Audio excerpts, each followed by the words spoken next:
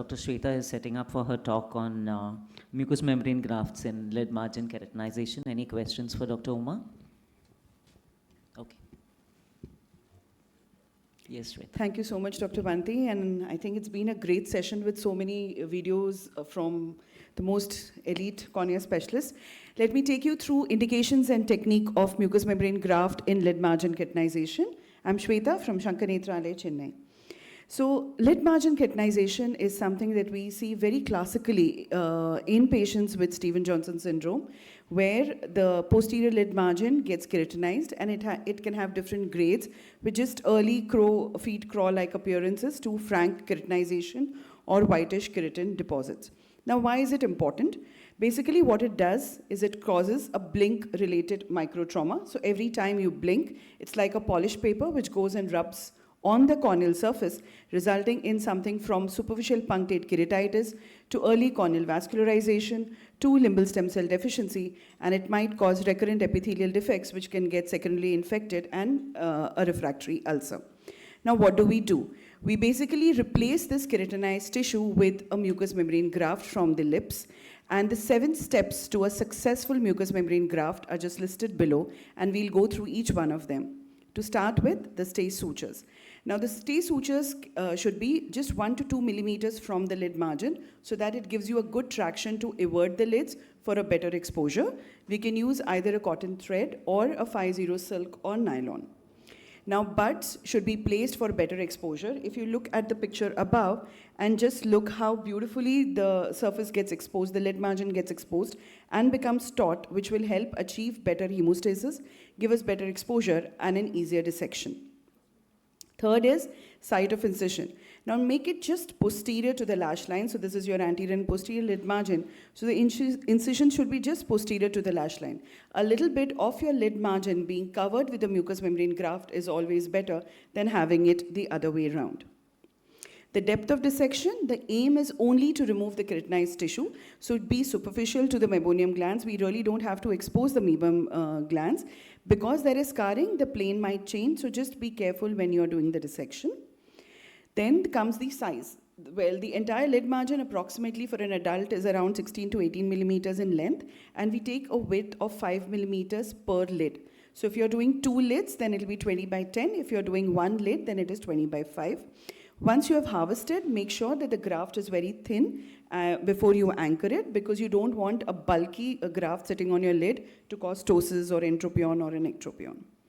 Mucosal suturing. We basically use a 7-0 or an 8-0 vicryl. It is a continuous interlocking suture, making sure that the sutures are all rotated outside on the posterior lid margin so that they don't go and rub against the corneal surface. And the posterior edge of the graft is anchored using fibrin glue, again, because you do not want the sutures to go and rub against your surface. Make sure that you remove all the excess glue, so a thorough wash with saline, remove all the excess glue from the surface, because then the next day when you remove the patch, you might just peel off the graft with the glue. Now, just post-operatively, these patients have to be only on topical antibiotic ointment at night and lubricants, and we do the suture removal at 1 week. Now, even if you're putting a 7-0 vicryl, which is self-absorbable, you would prefer the sutures to be out, because over a period of time, if they become loose, they can go ahead and cause a corneal abrasion, which you do not want in a patient of Stevens-Johnson syndrome. A small video just to take us through the steps that we just went through. 2 stay sutures are taken both in the upper and lower lid, as both the lids require. Buds, see the beautiful exposure you get the minute you place the buds. A very superficial incision made along the entire length of the lid margin at the gray line. If it is not, just closer to the posterior lash line. The dissection is very similar to your small incisional tunnel. We always say that, you maintain your plane, go from, just maintain your plane, making sure that it's a superficial dissection. Remove the keratinized strip. You can either leave it here now and remove it at the end of the surgery or peel it off now. Very minimal hemostasis, because you do not want to cause too much of scarring because of cauterization. And then harvest the mucosal graft from the lower lip. Mark it. You can infiltrate the lower lip with lignocaine with adrenaline to achieve hemostasis. Thin mucosal graft can be harvested using either a 15-number blade or a Westcott's corneal scissors. We usually prefer to close the mouth with a 5-0 vicryl. This, as we always feel, is the most important step, that is trimming the excess fat globules from the graft, making it really thin, because you just need to replace the keratinized conjunctiva with this mucosal graft. Cut it into 2 halves because there were 2 lids that we were taking care of. It is placed over the tarsal conjunctiva, 7-0 vicryl, continuous interlocking sutures.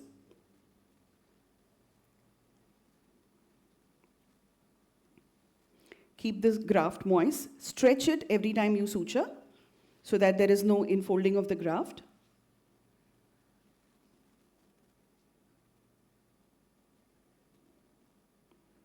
Make sure that you rotate the sutures posteriorly. And then the posterior edge is anchored with fibrin glue. Here the important step is when you're applying glue and securing the graft, make sure that the underlying bed is raw. If your graft overlaps an epithelialized surface, it will not stick. So make sure that the underlying bed is raw. Now this is the post-op day 1 and day 10, once the graft had taken up well, vascularized, and all sutures are out. Thank you so much. I welcome you all to explore our YouTube channel called Ocular Surface Gurukul, where you can have a lot of other ocular surface disorders and surgeries which we have taken, which have been up and out. Yeah, thank you, Shweta. Just a few questions is, what does your postoperative management comprise of, and is there a need to redo these grafts? Does keratinization reappear, of course, if the surface is not taken care of as it needs to be? What are your points on those? So post-operatively, these patients just have to be on a topical antibiotic ointment because the mucosa itself takes care of the mechanical component, so we don't really need topical steroids to be initiated in these patients. Since we are rotating the sutures, we do not need a bandage contact lens as well.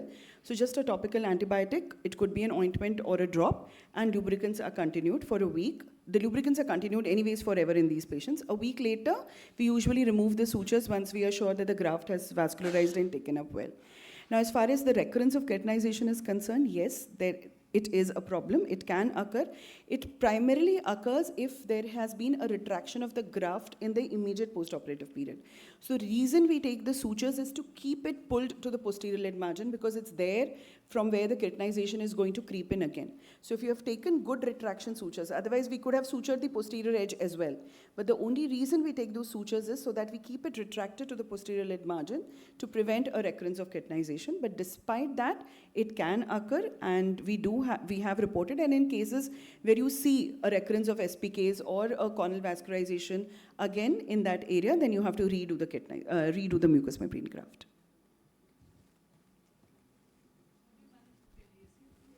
Sorry? So not really, because actually if you see, we have done keratographs for all patients with Stevens-Johnson syndrome, with most of our patients of Stevens-Johnson syndrome, and the meibomian glands are already blocked. So very rarely we get them, but if you get them, you manage it just like the way you manage any other calcium. Thank you so much, Shweta, and I